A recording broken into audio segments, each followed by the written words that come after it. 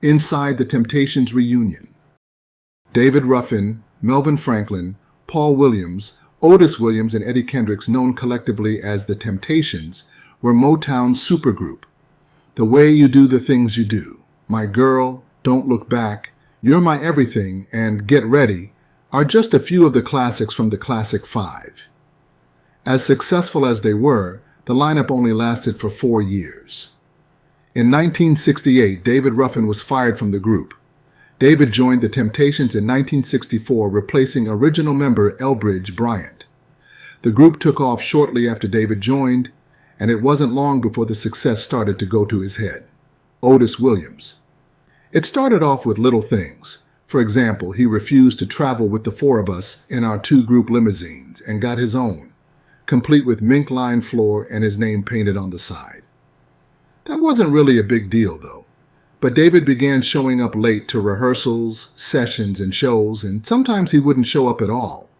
Not only was David's ego getting out of control, but he also developed an addiction to cocaine.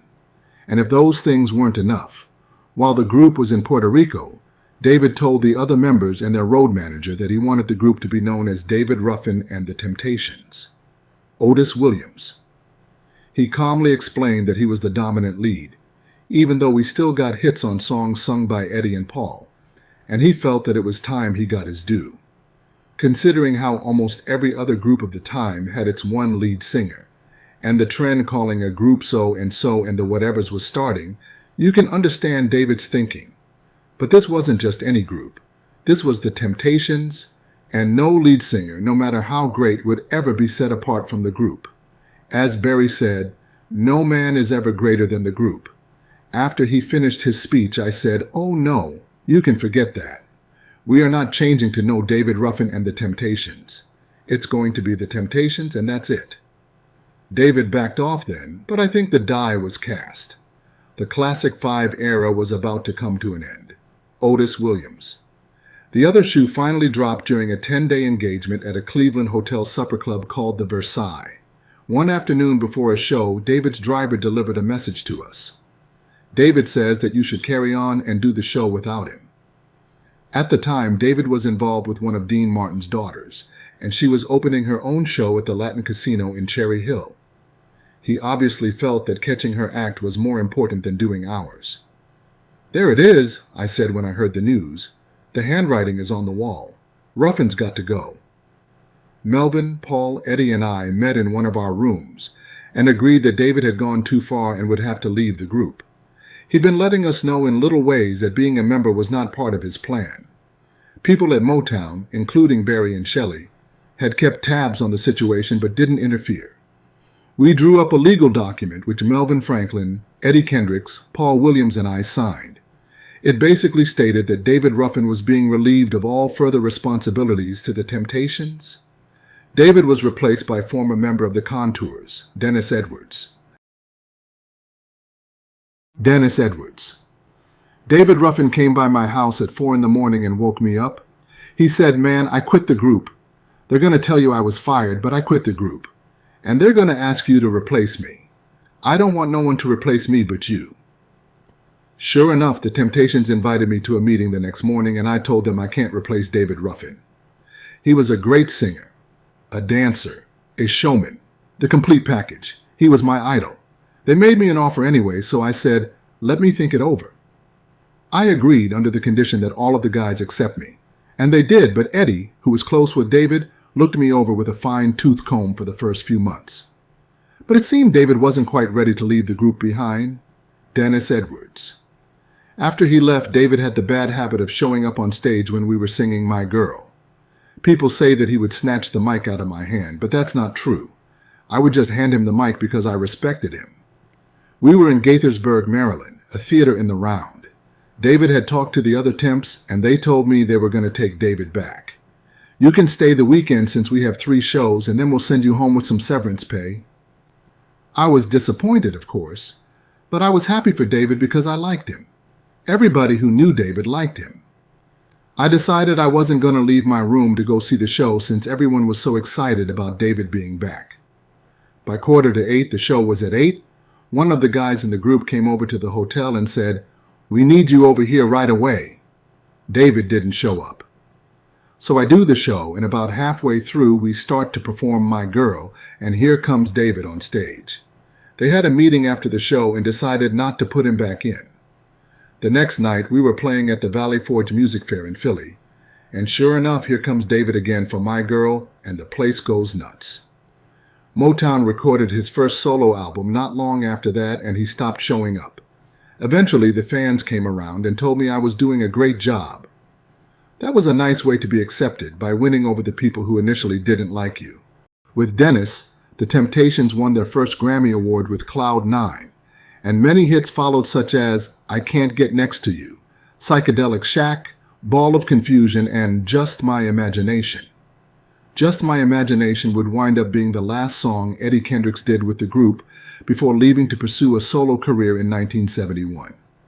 This didn't happen suddenly, though. Years prior, Eddie had expressed that he wanted to do a solo album as well as continue with the group. Otis Williams. Today, people do solo records all the time and still stay with their groups, but in the 60s, a solo record meant that you were either leaving a group soon or thinking real hard about it.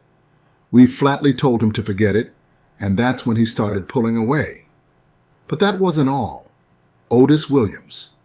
No matter how much money we were making, Eddie thought that Motown was giving us a raw deal. He wanted something to be done about it, and soon.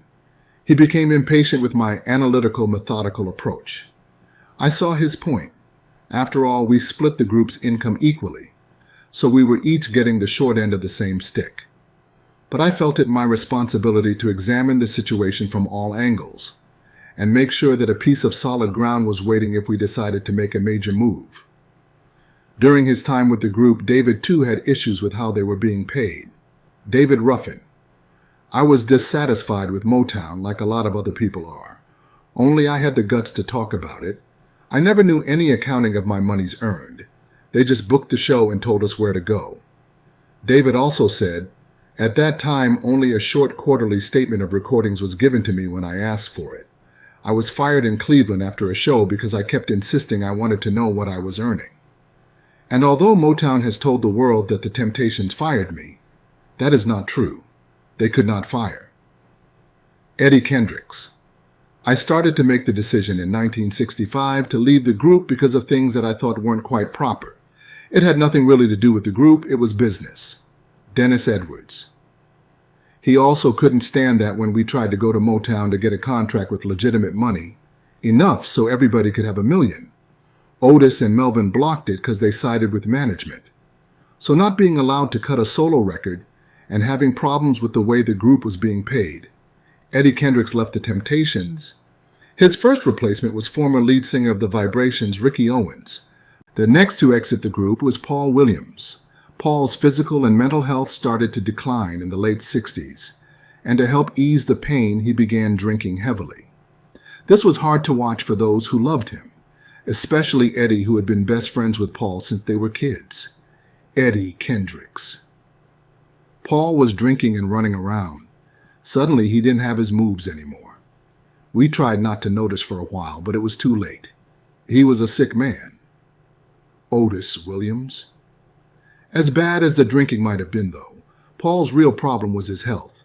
He wouldn't see a doctor until 1971, so there was no telling what was wrong.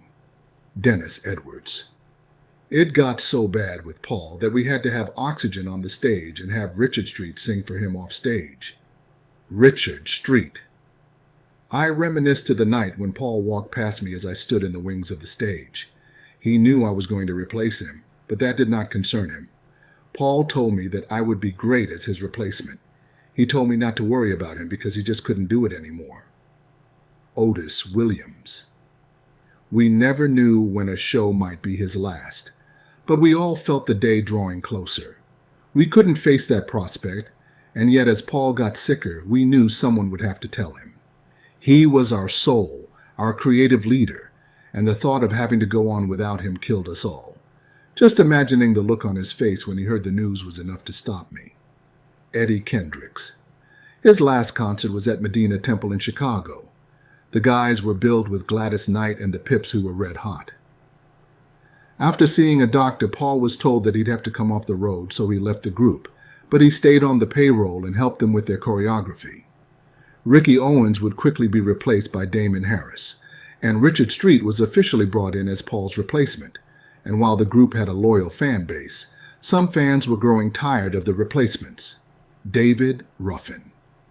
They're just cheating the public now. People still expect Eddie, Paul, and me when they see the Temptations. They are the voices they know, although, in all honesty, Dennis Edwards can be considered a true temptation. David also said, but as long as Melvin and Otis are there will always be a Temptations. And it was starting to look that way as they were the only two original members left, and they, along with the new members, kept at it. The album Solid Rock was released in 1972, and this album featured the song Superstar. Otis Williams. A hard-driving, multi-part lead that Norman and Barrett had written with Ruffin and Kendricks in mind. And I don't mean that they wrote it for either of those guys' voices. I hesitate to say that Norman and Barrett were poking fun at Eddie and David or their attitudes, but they were dropping a less than subtle hint. Norman Whitfield was still providing the group with great songs, but he now had his own group that he was also focusing on. Otis Williams. In the spring of 1971, a new trio Norman produced, Undisputed Truth, scored a huge hit with Smiling Faces Sometimes, the song that would have followed Just My Imagination had Eddie stayed. We'd done the song in 1971 for Sky's the Limit. It's been said that we felt Norman was neglecting us by giving away material we'd recorded to other acts. In truth, we never objected to Norman recording stuff with other groups. However, we did believe that he was not paying as much attention to the records we released as he should have. In addition, he continued turning up late for sessions, and then giving the lead singers hell if they didn't sing a song right on the melody. David Ruffin. Norman Whitfield, who has probably done more for the Temptations than any other one person, is now taking more interest in his own group, Undisputed Truth. I think he may be upset that Paul, Eddie, and myself are no longer there. Norman lives right next door to Eddie. You know, just down the road from me. It would appear that Norman didn't have a problem with David and Eddie, but based off of what Otis said, it did seem like he was changing on the Temps. However, he wasn't done with them, and he was about to give them another hit. Otis Williams. Papa Was a Rolling Stone was a song we started out hating, but eventually learned to love. Norman put down the instrumental tracks to Papa Was a Rolling Stone while we were out, and when we heard it, we thought it would make a fantastic song for somebody else. The group didn't want to record the song, and according to Otis, Dennis hated the opening lyrics. Otis Williams. They didn't sit too well with Dennis since his father had died on the 3rd of September. The whole time we were recording it, we were 5 angry guys, and Dennis sang it through clenched teeth. We walked out of the studio that night furious and certain that Papa wasn't going to do anything. However, that wasn't how Dennis recalled it. Dennis Edwards. It just so happened that my father died on the 3rd of October, and I merely mentioned that to Whitfield. The song won the group more Grammys, and again things were looking good, but they were about to be hit with a crushing blow. Paul's physical and mental health continued to decline, and on August 17, 1973, Paul Williams tragically passed away. This hurt everyone deeply, and Eddie, who'd been with Paul from the beginning, said, "I've since seen Paul Williams every way imaginable. Drunk, ecstatic, furious, down and out. Every time he dropped, I would be there to help him back up. He would have done it for me. His comeback fight was my fight. I thought I was winning until they called me." Richard Street. He was such a major part of the creation and legacy of the Temptations, and as a result, the group has become known globally with millions of fans. Dennis Edwards. I just want to thank him for showing me my way when he was in the group. He gave me all the inspiration I needed. Eddie Kendricks. He was the first to discover we had music in our heads. He'd get records of McFadder, the Five Royales, the Midnighters, Little Willie John, and then get me to copy them along with him. Otis Williams. He had a good heart. He was a good person, and he knew so much. He so often said, "You're only as good as your last show," and we still take it to heart. Every time we pray, we think of Paul. Sometimes when I look back at all that he gave us, it's easy to forget that he was about the same age as we were. He always struck me as someone with a very old soul. We still miss him. And at the peak of their success as the Classic Five, Melvin and David said, "Paul is the comic of the group. He's a fantastic singer, a hard worker, and he believes in what he does very strongly. I've patterned a lot of things after the way he does them. He's like the elder in the group. He has a lot of wit and intelligence. Paul is a sincere person.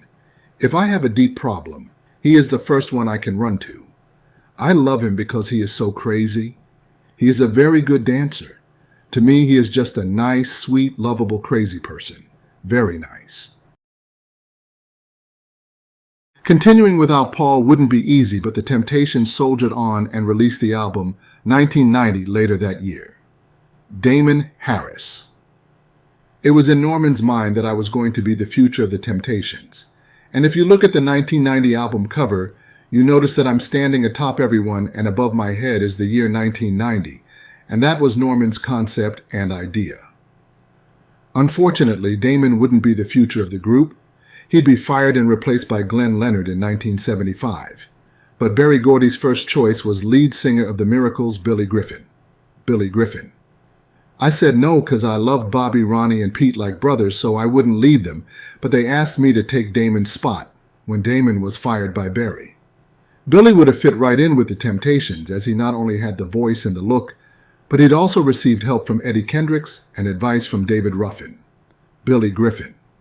I started having problems with staying in key, and then Eddie Kendricks said, "Okay, here's how you do this." He said, "When you go to hit those notes, close your eyes and see the note right here between your eyes." He said, "That's called your third eye." He said, "Look up through that every time you sing." So I would close my eyes and I'd look up there and I'd hit those notes like right on. And Billy said the best advice he ever received was from David Ruffin, Billy Griffin. He said, "Man, nobody is born with a star stamped in his ass.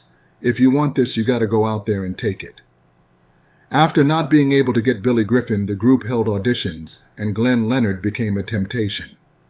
This was great for Glenn, but with yet another replacement, being called a temp was starting to take on a new meaning. Glenn Leonard. I went to a meeting one day at the record label, and I overheard several people talking. One said, "Here come the Temptations," and another replied, "No, it's the Temps," meaning it's not the original group, meaning that we were temporary. Members had come and gone, but the music was timeless. The Temptations Do the Temptations was released in 1976, and the title of the album made perfect sense as the group wrote and produced most of the tracks. Dennis Edwards. Otis wanted us to get more involved in the writing and producing of the records. I think we did a good job, but it wasn't one of our best efforts. Sometimes you need an outside critic to tell you what doesn't quite work. This would wind up being the last album Dennis did with the group, or at least for a while. Dennis Edwards. I didn't really want to leave the group, but I wanted to do a solo album, and they had a policy. If you do a solo album, you're out of the group. Richard Street. When Dennis left the group, it set us back considerably. We tried desperately to replace him, but the job was impossible. Dennis had such a unique voice that was rough, tough, and spiritual, all at the same time. His church-inspired sounds were untouchable.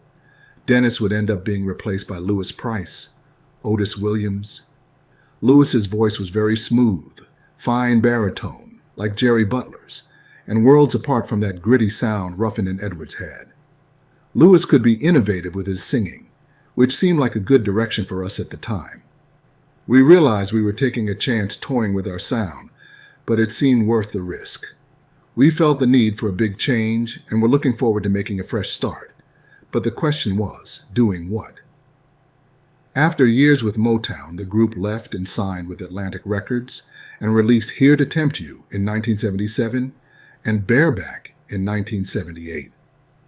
Neither album was successful, and both Atlantic and the group felt it was time to move on. Otis Williams. Suddenly we were label shopping again. On top of that, Louis was fading out of the picture. It never came down to us telling him he was out of the group. There was an unspoken understanding that this wasn't the best situation for him or us. Louis Price. I go and I reflect on that period, and I know for certain that they were concerned with somebody coming in and getting too much in the beginning, because that had happened to them so many times. So Louis was out, and the Temptations again needed a lead singer, so they held auditions. Richard Street. All of the auditions were unsuccessful, and this prompted Otis to speak to us about recruiting Dennis to come back to the group. Everyone was agreeable, so Dennis was approached, and this time he accepted. Otis Williams. We loved him. It was good to have him back with us again. Career-wise, too, it made sense. After so many years in hits, it was Dennis's voice people expected to hear. They now had a lead singer, but still no label.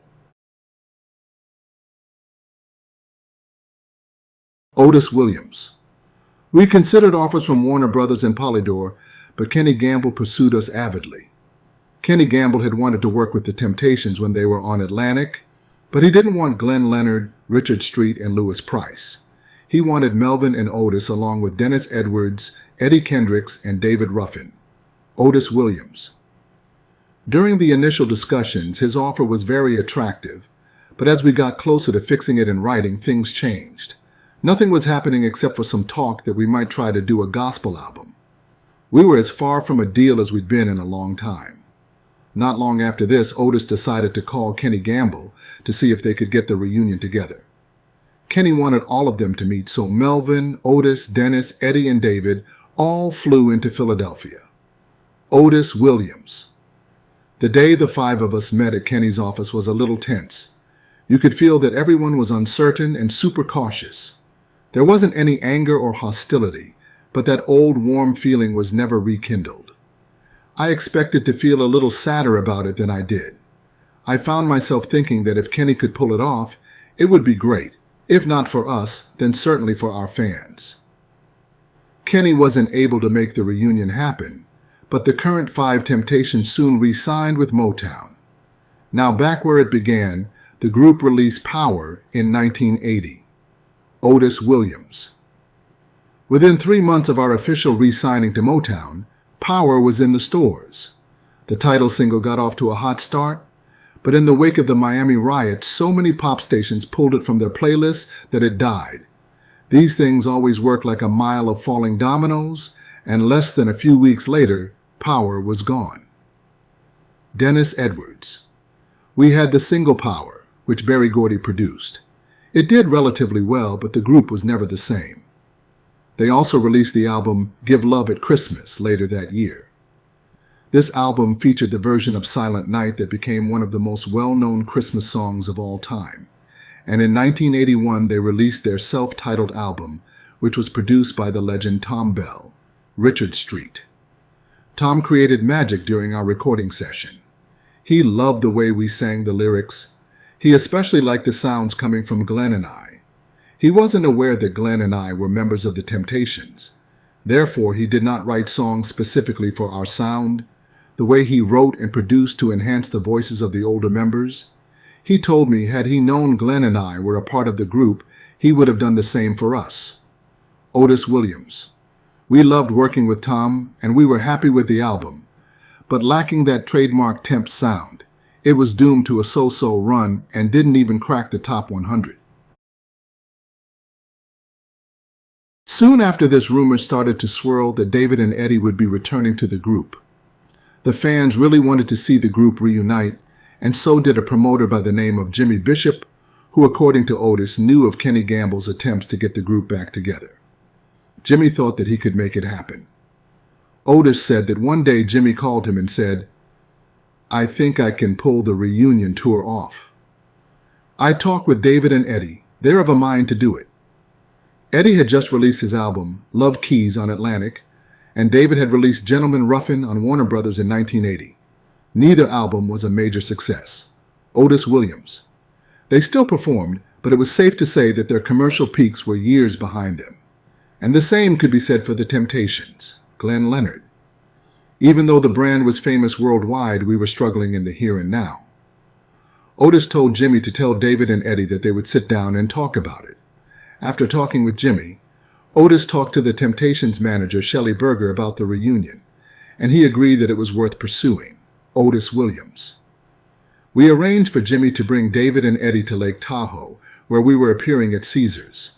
Things among us were a little tense, especially with Glenn, who had been wondering how far this reunion thing might go and if it meant he'd have to leave. One night we were finishing the show with Power, and when we got to the last verses, we introduced David and Eddie. There we stood together for the first time in over 14 years, and it was like someone had cast a magic spell over the crowd. Even in our peak, at our prime, we'd never gotten a reaction like this one. People were so excited, and it wasn't like they were on some nostalgia trip. They really loved us. And I have to admit that for a few minutes I felt myself falling back in time to those old days. I was very happy to see that, and thought everyone sounded good together. Motown worked out all the details for us to record a reunion album and then kick off a national tour.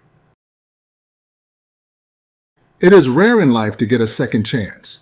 We, the Temptations, are very thankful to everyone who helped make this reunion album possible. Our only wish is that Paul Williams were still alive to enjoy what he helped create.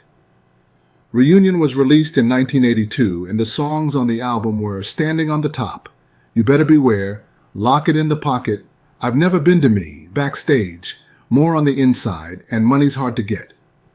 Of all the songs on the album, the only one that received any real attention was Standing on the Top, which was written and produced by Rick James, Richard Street. Our styles of music were like night and day.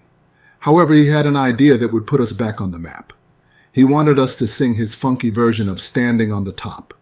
He wanted to record this song with old and current group members. He figured the reunion would be all the ammunition we needed to make a smash comeback.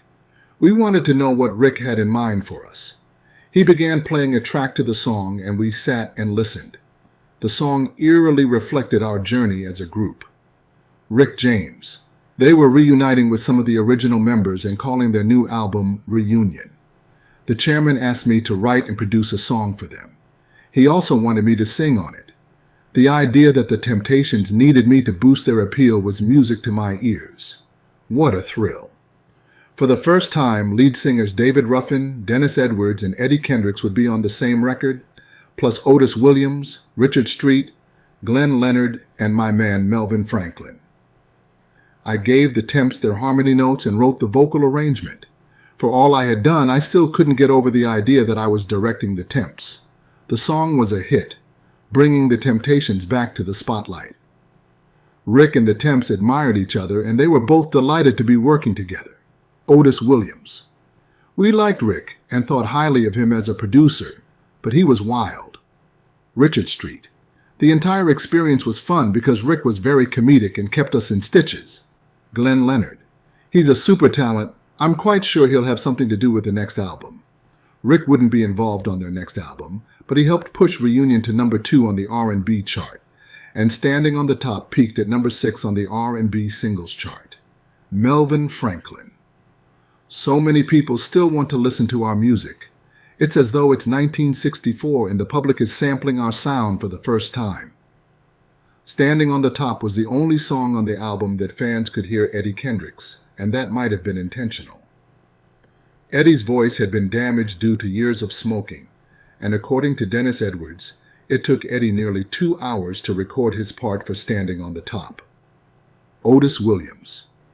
As we were doing the vocals, that's when I noticed Eddie's pipes. His throat was gone. Barry came down to the session, and he pulled Melvin and myself out, and he said, "Oh my God, what happened? He can't sing. What happened to his throat?" I said, "Barry, I don't know. This is the first time I've heard it like this." That might very well explain why Eddie wasn't used more on lead. But what about David Ruffin? You Better Beware was the only song on the entire Reunion album that David Ruffin sang lead on, and it, along with Backstage, were the only tracks that really sounded like a Temptations song.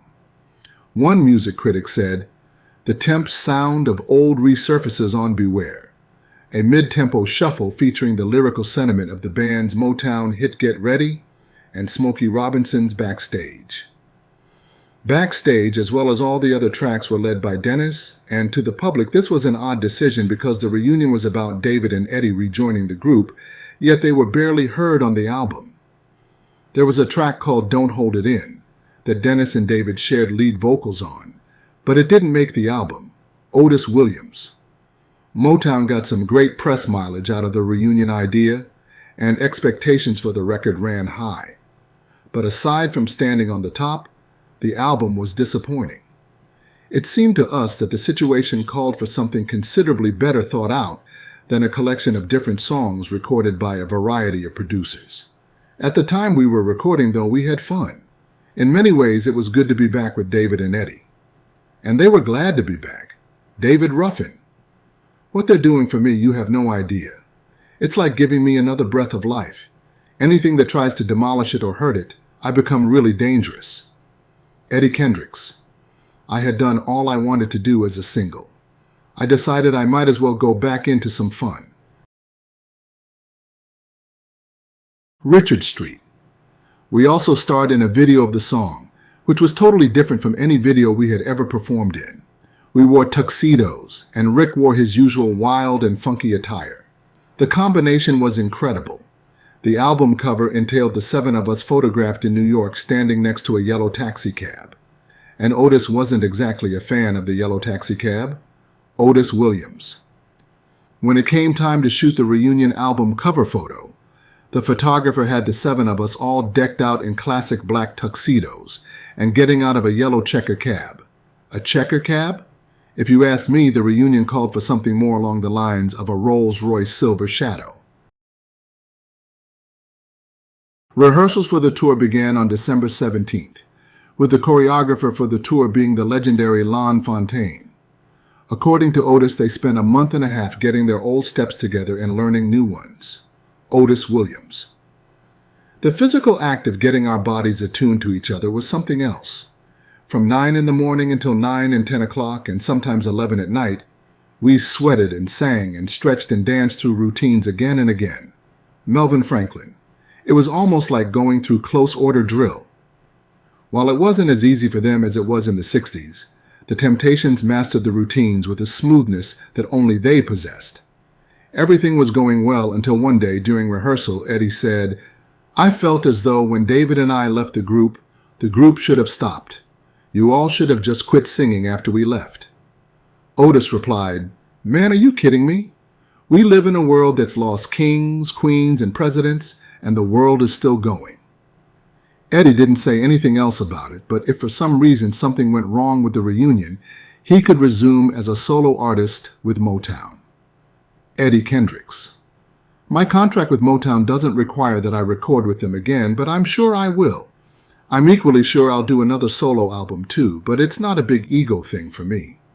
And Glenn, who according to Richard was becoming paranoid about Eddie replacing him, was probably hoping Eddie would go back to being a solo artist after the tour. Richard Street. As rehearsals took place, Glenn and I noticed that Eddie was frequently whispering in Otis's ear. I tried to overlook it, but Glenn stated to me that he had a feeling that the two of us were going to be history soon. I asked him to clarify his statement, and he said that he heard that Eddie and David were coming back permanently. I assumed Glenn was becoming paranoid about Eddie and David hanging around. Glenn felt that if this tour was successful, he would be kicked out of the group and past members would come back. I assured him that this was not possible. I knew they weren't interested in rejoining the Temptations organization on a permanent basis. Their past feelings wouldn't allow them to rejoin the group, and they strongly objected to the way Otis and Melvin handled the group's financials, so I was sure they did not want to experience that again. Rehearsals concluded, and the Temptations were ready to hit the stage. The 7-man lineup appeared on the show Solid Gold and performed I Can't Get Next to You live and lip-synced Just My Imagination. Performing I Can't Get Next to You was a good idea, as each of the 7 members had a part, but during the performance it was clear that Eddie was struggling to hit some of the notes, and that's probably why they chose to lip-sync Just My Imagination. Perhaps they could have gotten Glenn to sing it live, but this was Eddie's song, and Glenn was ecstatic to be sharing the stage with his hero, Glenn Leonard. I really am flabbergasted, because now I'm getting a chance to work with the unit that made such an influence on me. I'm just overwhelmed with the idea. I'm thrilled with it. I'm sitting here with David Ruffin and Eddie Kendricks, Glenn's wife and solid gold dancer, Darcelle. That was Glenn's heart. Glenn's dream was to be with those Temptations, Melvin Franklin. Glenn had always admired Eddie so much. That inspired him to sing.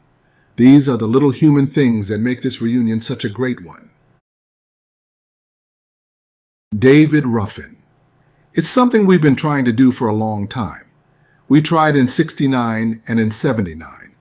We've talked about it for the last 14 years, but Eddie would have a new record and a tour, or I'd be into something else. It takes a lot of time to put together a new record and a new show, but this time it all happened so fast. Now it was showtime, and they kicked things off with a high energy "We're Still Here," and there was an introduction fit for only the Emperors of Soul. The show opened with all 7 members, then moved into the classic 5 set complete with their signature 4-headed mic. The show also included a touching tribute to Paul Williams, with his image displayed on the screen. During the tribute, the group performed the songs "Try to Remember," "For Once in My Life," and "The Impossible Dream" from the "In a Mellow Mood" album. The mood was picked up when David sang his solo hits, "My Whole World Ended" and "Walk Away from Love" as only he could. Following David's set, the group came out and performed "Ball of Confusion" and "Cloud 9." Dennis then sang lead on a rendition of "A Song for You." Eddie would also have a solo set. He performed the songs "Boogie Down," "Intimate Friends," and "Keep on Trucking." The set list usually consisted of these songs and many others, including "Power," "My Girl," and "Standing on the Top."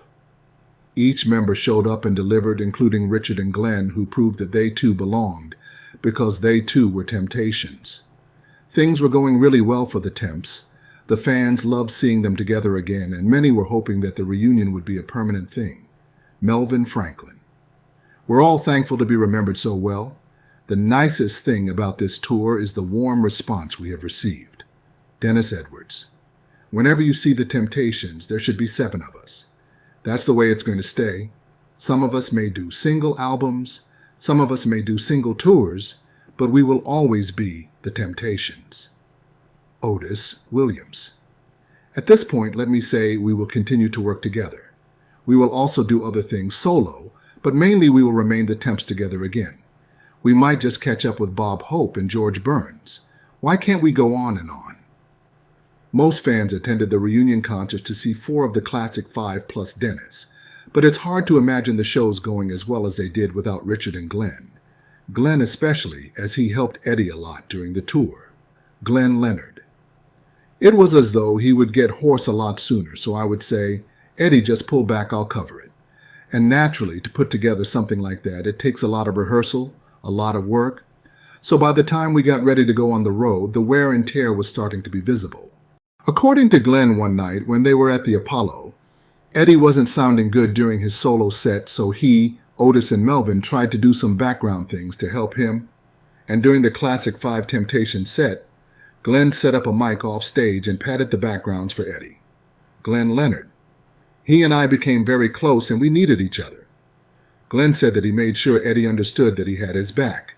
They all had each other's backs, even if they didn't always get along. Otis Williams. We care about each other. We care about the public and the product we are offering them, so we have to put aside idiosyncrasies and whatever and work as a team. All for one and one for all.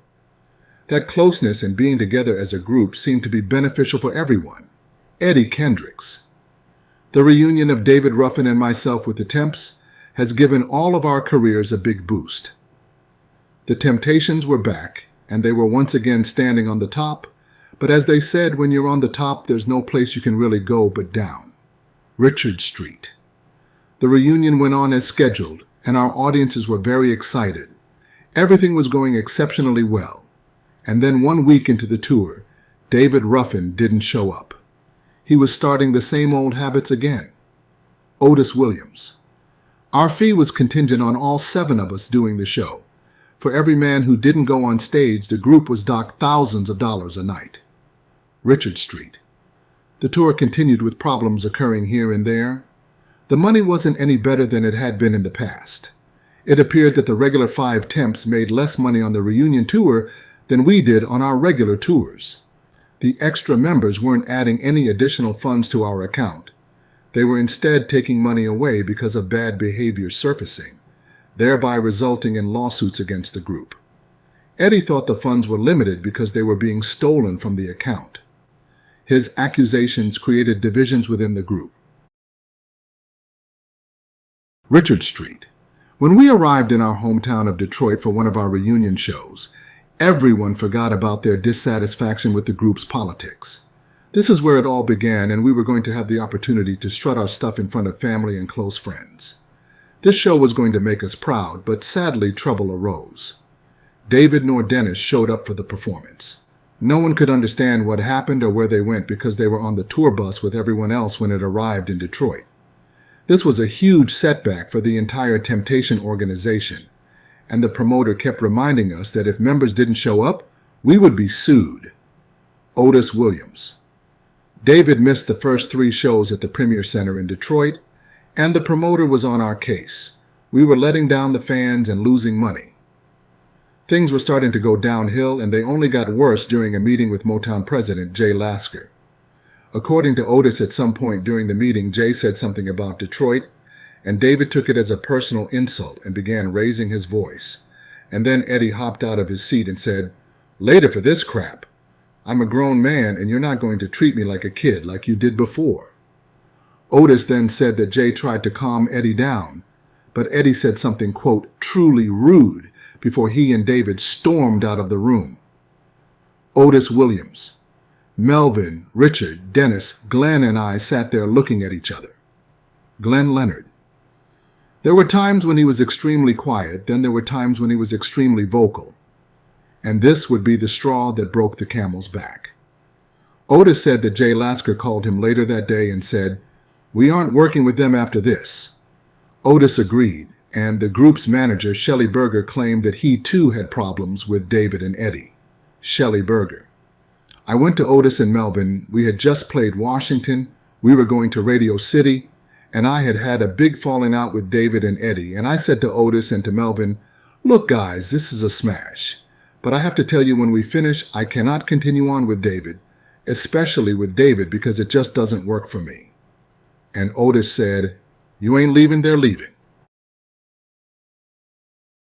Glenn must not have known about the conversation Shelley had had with Otis and Melvin, because he still couldn't shake the feeling that David and Eddie would be sticking around and that he and Richard would be fired. Richard Street.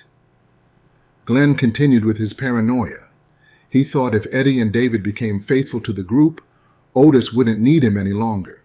To ease his pain, Glenn began drinking, and later it increased. He couldn't handle coming to a show and being told he was no longer needed. He could not accept that kind of embarrassment or failure. He wanted to leave on his own as opposed to being fired. Glenn made his decision to leave the group in Concord, California towards the end of the tour. He said he overheard a conversation between Melvin and Eddie, and Melvin was trying to convince Eddie to stay with the Temptations. Glenn Leonard. I was hurt, but I didn't say nothing, and I didn't say nothing because it was Eddie Kendricks, my mentor. So I'm thinking now that the plan is going to be to ease me out, ease Richard out, at least bring Eddie back and try to put up with David. So I'm like, do I want to stay and get fired by the group that I love? No, that ain't going to look good on my resume. The next morning, Glenn informed Otis that he was leaving the group. Glenn later went to Eddie and told him that he was leaving. Eddie reminded him of what he'd said before. According to Glenn, after one of the meetings with Kenny Gamble in the late 70s, Eddie said that he would come back and do a project, but he was not coming back to the Temptations to stay. Glenn Leonard. I'll never forget how Eddie handled it. He was so classical, had so much professional dignity. He made it clear that this was my job and he was not there to replace me. But Glenn still decided to leave the Temptations. He said he wanted to leave on his own terms, but that wasn't what was printed. Glenn Leonard. So that was the way I left. The story that they put out was that I was partying over the weekend and had a drinking problem. All of the Temptations had a drinking problem except for Otis. He's the only one that didn't drink. Richard didn't drink, but Dennis, David, all of us did, drugs and liquor. So Glenn had quit, and David and Eddie wouldn't be staying with the group either. Otis Williams. Right after Christmas, I called Eddie to tell him that it was official. We were going back to the current Temps lineup. He wasn't happy to hear it, but I don't think it came as a big surprise either. Eddie might not have been happy with Otis, but there were no problems between him and Glenn. Glenn recalls going to one of Eddie's shows after the reunion, Glenn Leonard. Eddie said to the audience that he once performed with the group, and he called me up on stage and handed me the microphone. He led me out there to sing some of his hits. I was nervous. This was the guy whom I looked up to. It was almost like he was passing the torch when he turned over the microphone to me. David Ruffin. It was something I wanted to do for the public. In '68, when they said David Ruffin was fired from the Temptations, the public wasn't ready for it. For 15 years, I kept saying the Temptations would get back together again. And we did. The reunion tour was very good, not only for me, but for the fans. We brought people back together. We brought entertainers back together, too. There were no reunion tours before us. After that, everybody started getting together again. Eddie Kendricks. It was successful to the end of the tour. We enjoyed some of it, and then we went our separate ways. Dennis Edwards. When I heard about it, I was the happiest man in the world. I got a chance to sing with Eddie and David again. It was a great idea. Glenn Leonard. I was very excited over the Temptations reunion and the chance to join up with Eddie. We had about a year performing together. Richard Street. It feels good, man. I just wish we all could have done it. All the cats that have been here, that have been a part of what's happening now. That would have really made it a Temptations reunion. Melvin Franklin. I felt complete, being on stage again with the whole group. To say I was happy is an understatement. My soul cried out in joy. Otis Williams. It was great being on the stage with David and Eddie, Dennis, and the only one that was really truly missed as far as I'm concerned, and I'm sure the others, was the late great Paul Williams. The Temptations reunion may have been brief, and it certainly didn't come without its share of tension and setbacks. But even so, it remains a powerful and unforgettable chapter, not just in the story of the Temptations, but in music history itself. For a moment in time, 4 of the Classic 5 came together, joined by the group's current lineup, to remind the world of their unmatched legacy. In that moment, they proved once again why they are and will always be one of the greatest vocal groups to ever grace a stage. If you enjoyed this video, please like, comment, share, and subscribe, and join us next time.